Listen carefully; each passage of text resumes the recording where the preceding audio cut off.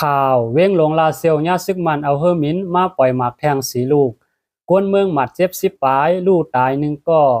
วันที่24เดือนธันวาคม2524เมื่อไหนเจ้านายตับของสีซึกมันเอาเฮอร์มินมาปล่อยหมากใส่เว้งลาเซลอันตับซึกเก่ากลาง MNDAA กุมกำไว้แล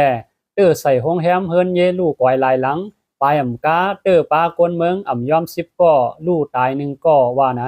ภายปกป้องขึ้นลาเซลเตรียมต่างไว้ว่าเมื่อในยามกลางหนาวหมอก1 โมงครึ่งซึกมันเอาเฮอร์มินมาปล่อยหมากเสอในปอกไม้2เป็นหมากหลงอันมีน้ำหนัก5ปากป่อง2ลูกตกแตกใส่ห้องแฮมย่าท่ายและตั้งห้องแฮมโกลเด้นซันพราวลูกก้อยเฮิรนเยอันมีหิมหอมนั่นก็ลู่แล้วตั้งน้ำคนเมืองเก่าก็ย่าหมากเสไลหมัดเจ็บกว่านั่นเสปลายกา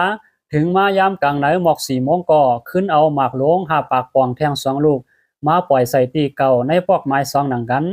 กำที่2ในใส่เฮิรนเยอันมีหิมหอมล้านกาฟีแฟมิลี่กาเฟ่ลูกไว้แทงหลายหลังกวนเมืองหมัดเจ็บหาวแห้งแทง6ก็ลูกตาย1ก็ว่าไหนที่ลาเซียวในเมื่อวันที่21เดือนธันวาคม2524ยามกลางค่ำ10 โมงนั่นก็ซึกมันเอาเฮอร์มินมาปล่อยหมากเสอในปอกไม้1แลหมากตกแตกตาห้องแหลมลาเซียวโมเดลที่1ตกใส่ในปอกไม้12ตี1และเฮิรน2หลังอันมีหิมหงเฮียนจันสูงไม้3ไล่ลูกปล่อยกว่าเมื่อนั้นมีเผลไหลไล่หมัดเจ็บในเยาภายตั้งของสีซึกมันปืนเผาไว้ว่าตึกเอาขึ้นวันเวียงเจออันจุ่มยิบกองกลางเขาตึกซิมกุมกำไว้แลปันฟางให้กวนเมืองอย่าอยู่จำจุ่มยิบกองกลางจุ่มลุกขึ้นเขาว่าหนังไหน